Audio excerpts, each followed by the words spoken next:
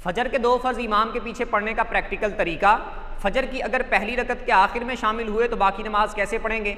फजर की पहली रकत के रुकू में शामिल हुए तो बाकी नमाज मुकम्मल कैसे करेंगे।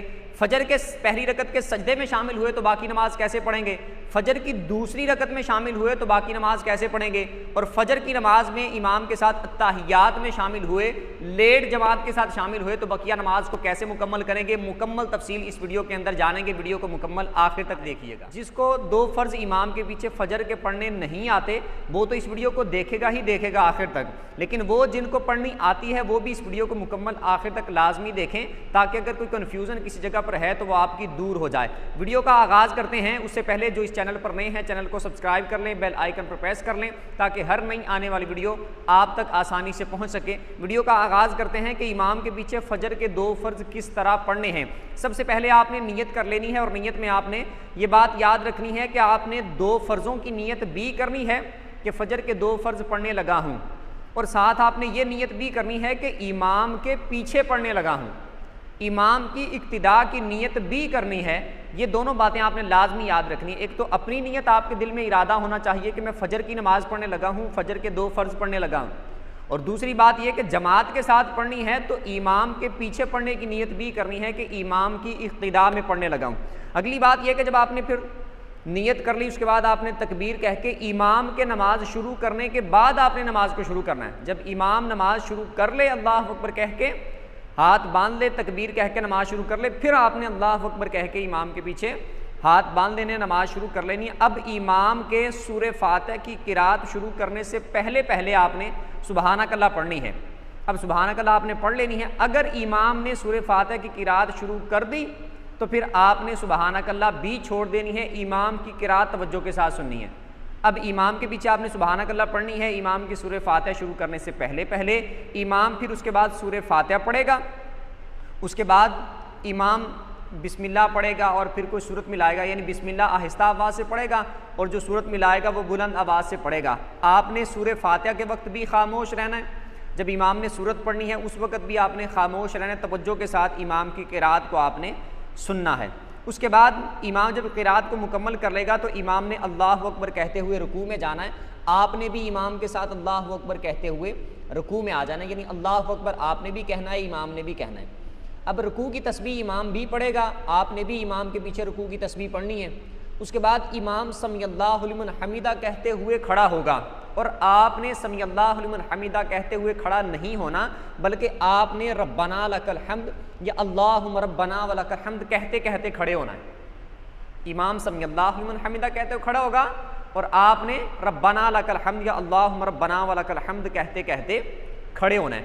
उसके बाद इमाम अल्लाहु अकबर कहते हुए पहली रकत का पहला सजदा करेगा, आपने भी अल्लाह अकबर कहते हुए इमाम के साथ पहला सजदा करना है।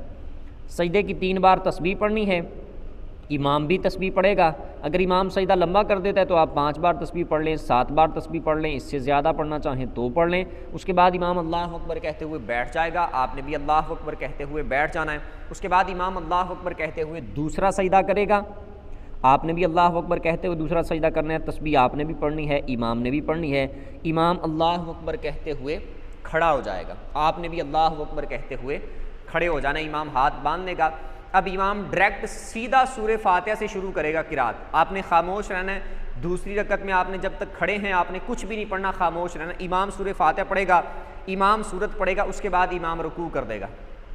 अब इमाम ने जब रुकू करना है तो आपने इमाम के साथ रुकू कर देना। उसी तरह बिल्कुल सेम जैसे मैंने पहली रकत का बताया, दूसरी में भी बिल्कुल सेम आपने इसी तरह रुकू और सजदे तमाम मामलात करने हैं। उसके बाद अत्ताहियात पे जब बैठना है, आगे मैं आपको ये भी बताऊंगा अगर कोई लेट जमात में शामिल हुआ दूसरी रकत में या फिर पहली में लेट शामिल हुआ, मुकम्मल मैं बताऊँगा, वीडियो को आखिर तक देखिएगा। अच्छा, जब 2 रकतें पूरी करके दूसरी के रुकू सजदे मैंने बता दिया पहली की तरह ही आपने करना है। जब 2 रकतें पूरी करके अत्ताहियात पे आपने बैठना है तो आपने अत्ताहियात पढ़नी है, इमाम भी अत्ताहियात पढ़ेगा, आपने भी अत्ताहियात पढ़नी है। उसके बाद दुरूद आपने भी पढ़ना है, इमाम भी पढ़ेगा, दुआ आपने भी पढ़नी है, इमाम भी पढ़ेगा। उसके बाद जब इमाम सलाम फेरेगा उस वक्त आपने सलाम फेरना है। यानी अगर आप पहले पढ़ भी लेते हैं अपना सारा कुछ, आपने खामोशी के साथ इसी तरह बैठ जाना है पढ़ के, इमाम के सलाम फेरने का इंतज़ार करना है। जब इमाम सलाम फेरेगा फिर आपने सलाम फेरना है। अब अगली बात यह कि ये तो हो गए कि शुरू से अगर आप इमाम के साथ शामिल हुए अब अगली बात यह है कि अगर आप इमाम के साथ शामिल उस वक़्त होते हैं कि जब इमाम मिसाल के तौर पर एक रकत के रुकू में मौजूद है, तो आपने क्या करना है। जैसे मिसाल के तौर पर आप शामिल हुए इमाम के साथ उस वक़्त जब इमाम रुकू में मौजूद था। अब इमाम रुकू में मौजूद है, आप पीछे से उस वक़्त आए हैं और आपने अब ऐसे करना है कि आपने पहले तसल्ली के साथ नमाज शुरू करने की तकबीर कहनी है। पहले दिल में इरादा, नीयत, उसके बाद अल्लाह अकबर कह के आपने नमाज शुरू कर लेनी है। अल्लाह अकबर कह के आपने हाथों को छोड़ देना है। उसके बाद फिर आपने अल्लाह अकबर दोबारा कहना है, दूसरी बार अल्लाह अकबर कहते हुए आपने रुकू में चले जाना है और इमाम के साथ शामिल हो जाना है। अब अगर आप इमाम के साथ रुकू में शामिल हो जाते हैं तो आपकी ये वाली रकत हो जाएगी, ये वाली रकत भी आपकी शुमार हो जाएगी। दूसरी बात यह कि बाज़ लोग हमारे ऐसे करते हैं कि जैसे मिसाल के तौर पर इमाम रुकू में मौजूद है तो आते हैं और कहते हैं अल्लाह अकबर कहते हुए सीधा रुकू में चले जाते हैं। तो इस तरह उनकी नमाज नहीं होगी, क्योंकि उन्होंने जो अल्लाह अकबर बोला वो तो रुकू में जाने के लिए बोला। नमाज शुरू करने का तो क़याम सीधा खड़ा हो के अल्लाह अकबर कह के तसल्ली के साथ फिर दूसरी बार अल्लाह अकबर कह के फिर रुकू में जाना था। तो इस तरह उनकी नमाज नहीं होगी। तो तसल्ली के साथ पहले अल्लाह अकबर कहना है। हाथ बांधना ज़रूरी नहीं है, क्योंकि हाथ उस वक़्त बांधे जाते हैं जब क़िरात करनी हो। तो यहाँ पर क़िरात करनी नहीं है, इमाम रुकू में मौजूद है और आपने अल्लाह अकबर कह के हाथ छोड़ देने हैं। उसके बाद अल्लाह अकबर कहते हुए फिर आपने रुकू में जाना है। अगर आप लेट हो गए, इमाम ने रुकू से सर उठा लिया, अब आप नमाज के अंदर शामिल हुए, तो ये वाली रकत आपकी गुजर गई है।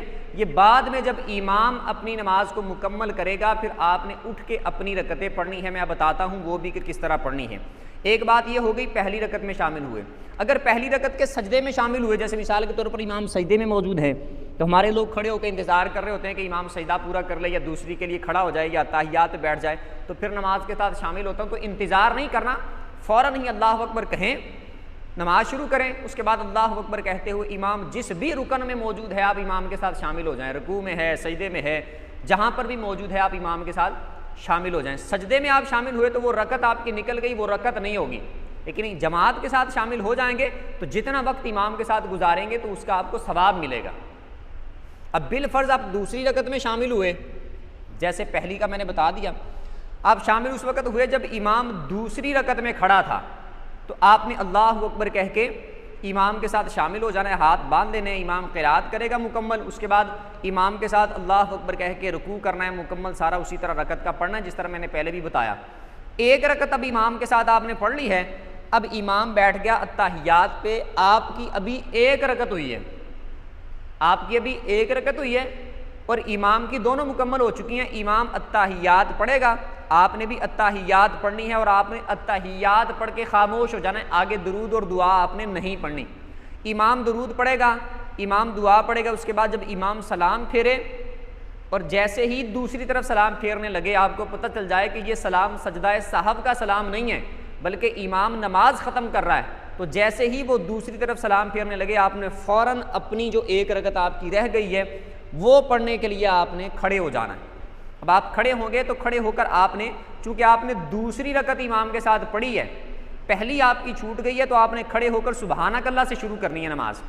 आपने सुबहानक अल्लाह पढ़नी है, फिर आऊज़ु बिल्लाहि मिनश शैतानिर रजीम बिस्मिल्लाहिर रहमानिर रहीम पढ़ के आपने सूरह फातिहा पढ़नी है, फिर बिस्मिल्लाह पढ़नी है, फिर आपने कोई सूरत पढ़नी है। उसके बाद फिर आपने रुकू सजदे करके अपनी एक रकत को मुकम्मल कर लेना है।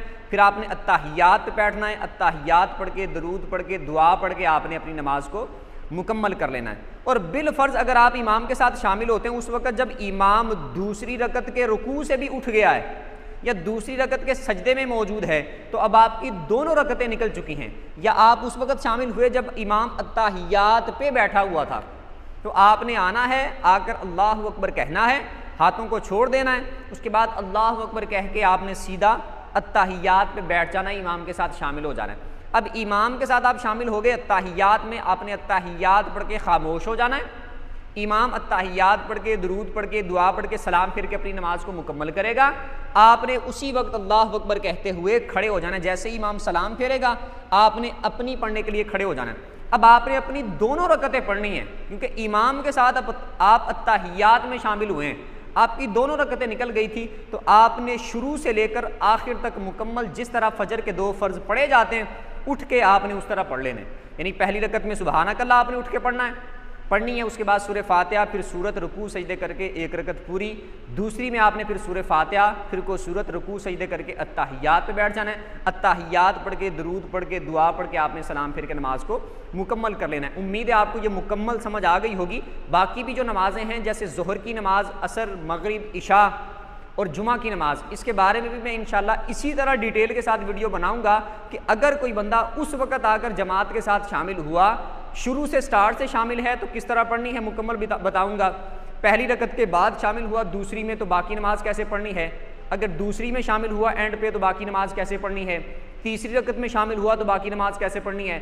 चौथी रकत में शामिल हुआ तो बाकी नमाज कैसे पढ़नी है। मुकम्मल हर नमाज का प्रैक्टिकल तरीका, फजर के 2 फ़र्ज़ हो गए, ज़ोहर के 4 फ़र्ज़ कैसे पढ़ने हैं, असर के कैसे, मगरिब के कैसे और इशा के कैसे, और इसी तरह के कौन सी रकत में शामिल हुआ तो किस तरह नमाज को मुकम्मल कर ले। इंशाल्लाह बाकी आइंदा वीडियोज़ में भी बाकी नमाज़ों के बारे में इसी तरह वीडियोज़ बनाऊंगा। जिसको वीडियो अच्छी लगी हो तो वीडियो को लाइक कर दें, चैनल को सब्सक्राइब कर लें, बेल आइकन प्रेस कर लें ताकि हर नई आने वाली वीडियो आप तक आसानी से पहुँच सके। अगली वीडियो तक के लिए इजाज़त दीजिए। अल्लाह हाफ़िज़।